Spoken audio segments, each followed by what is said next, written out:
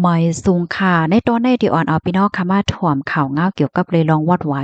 เมื่อวันที่2เดือนธันวาคมปี2026นั่นไล่หันแมนเพกปกครองอำเภอเว้งแห่งใจดอนเกี้ยงใหม่ไล่ออกมาลิปืนเผา2เพิ่นในลิปืนเผาเพิ่นที่1นั่นเตรียมไว้ว่าป่องเลี้ยงถึงปีๆน้องๆเจออันเตมาย้อนไหวคิวนัดหมายเปิดตาย้อนคืนวัดไหวที่อันถูกย่าจำหน่ายกว่าเมื่อหนังพี่น้องเจออันยิบไว้ปรับคาเมืองพาสปอร์ต ที่2ในกอจื้ออันมีปืนปอกขึ้นเมืองเก่าในตอนที่2ในบางกอ่อนกันปันตั้งหันถึงว่าเรียบได้เป็นก้นหมางเจออันยิบไว้พื้นที่สูงสีเบอร์คามโคเลียนลินนั่นซ้ำเอาตั้งไว้กับโตมัดผงตินคามแลโยหนอย้อนก็ปว่าเมื่อเหลียวในเพราะว่าใจไว้ต่างตีต่างเมืองเพราะว่าในจึงเปิ้นก็จางกดทัดทบหันเย้าว่าในคาออลองตั้งตีอันลุ่มเจเว้งเขาปืนผ่าป่องเลี้ยงในแต่กอเปิดตาเตลดย่อมข้าวยามแลกาจ่ายตอนตาพี่น้องเฮาเขาเจออันอยู่ต่างตีต่างตั้งเสียวก็ออกข้าวตั้งมาเปิดตามาย้อนแก่วัดไหวโตเจ้าเก่าในคาออสังฮู้ว่าเจ้าเก่านั้นถูกย่าจำหน่ายกว่ายาวเพราะว่าในจึงให้ไลติดต่อกับสืบตั้งห้องการฝ่ายกดทัดก้นเข้าออกเมืองเปิดตาย้อนต่ออายุไว้คาเมืองปรับคาเมืองพาสปอร์ตโตเจ้าเก่า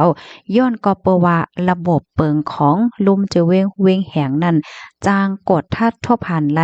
หมายปรับคาเมืองพาสปอร์ตพี่น้องเฮาค่ะอันยามปันไว้ดีห้องการฝ่ายกดทัดก้นเข้าออกเมืองเฮ็ดจังนั้นก็เปิ้นนั่นแลอำจังเฮ็ดจึงหือขับเคืองการปันเสียวก็ให้พี่น้องเฮาค่ะเขาอันยาวัดไว้ทุกย่าจำหน่ายนั่นปันคืนไหลยาวก็นั่นแลจังไรป่องเลี้ยงถึงปันหนังไหนในคาออกำในเฮาคามาถ่อมด้วยเทียงตอนหนึ่งค่ะเพิ่นได้ก็เตรียมว่าปืนผ่าป่องเลี้ยงถึงปันปีน้องๆเฮาค่ะจื้ออันไลกว่าวัดไว้หมาย8ในค่ะเนาะอำนั้นก็ที่ห้องว่าต่างดาวถาวรอันวายเย้านั่นในย้อนก็เปว่าพ่องย่ามือเหลียวในตีลุ่มจะเว้งแหงในไล่หับแจงว่าในมีลวงกดทัดทบหันตีสำนักทะเบียนกลางในค่ะเนาะอำนั้นก็ลุ่มเส้นสายไม้กลางว่ามังจื้อที่อันไล่หับไว้ต่างเล่าถาวรกว่าเย้านั่นไหนมันมีลวงอันพิษเปิงอันจอมหมายมีไว้อยู่เฮ็ดจังไหนก็เปิ้นนั่นแลเปิ้นตาเตเฮกังลวงกินสู้กินลาบ5อำนั้นก็เสจื้อเสเปิง5ในนั่นในพ่องย่ามเหลียวในตั้งลุ่มเจเว้งในก็จังไล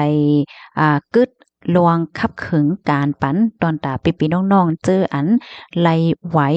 หมาย8กว่าเย้านั่นนะคะเมินเจิ้งหนังลวงเจียงเข้าเจียงออกค่ายเข้าค่ายออกค่ายตีอยู่ค่ายหังเฮ็ดจังเนี้ยเนาะยอก็ลองเปลี่ยนชื่อ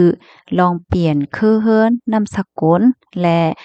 เปลี่ยนป้ายแลกลายวันเดือนปีเกิดไหลเจ้าในในค่ะอันนี้ก็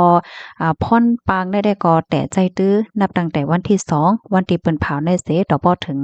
มีขอเปิ้นเผาเป็นป้ายแลกลายว่าจังไหนค่ะป้องว่าพ่องย่ามมือเหลียวในค่ะเนาะสั่งว่าพี่น้องเฮาค่ะเขานั้นมีไว้ไหวหมาย8ค่ะเนาะก้นเขาเมืองจอมหนังหมายมีเสมีแผนมีเยี่ยงอ่านดีๆกว่าเปลี่ยนป้ายแลกลายจื้ออันนั้นก็กว่าเป็นป้ายแลกลายวันเดือนปีเกิดว่าสังว่าเฮ็ดจังได๋ได้ก็มื้อเหลียวได้ไรยาวเนี่ยค่ะเนาะขาเต็นไรเมินไรอันว่านั้นได้ก็เฮาขาโลไหลไปด้วยขอเปิ้นเผาแทงกำเนึงเนี่ยค่ะสังว่าพี่น้องค่ะถ่อมยาวเข้าไหลตอนไหลที่ว่าแตกแล้งเนี่ยค่ะเนาะก็อ่านไหลจำหนังเพิ่นเล็กเพิ่นลายที่อันค่ะเฮาแหน่ไหว้นายเฮ็ดจังได๋ค่ะเลอเซนั่นสังว่าพี่น้องค่ะไข่โคเทียงนำเลอเซในเนี่ยก็แค่นต่อพี่น้องค่ะติดต่อกับสืบดีภูมิพลพรขอกำสือเสกำเนี่ยค่ะข้าวได้ก็ไล่หันแมนเล็กปืนเผาในเสหนังหือปีน้องๆเฮาค่ะเขาบ่ได้จังไล่ฮับถ่อมแลไล่ฮับโพนนั่นนะคะก็ขึ้นเอามาสืบปืนแพป่องแล้งปันก้อยนะคะเนาะยินจมบุก็ที่ฮับถ่อมปันแห้งค่ะย้อนให้อยู่เลยกินหวานในรอดเพกันค่ะน้องใหม่ทรงค่ะ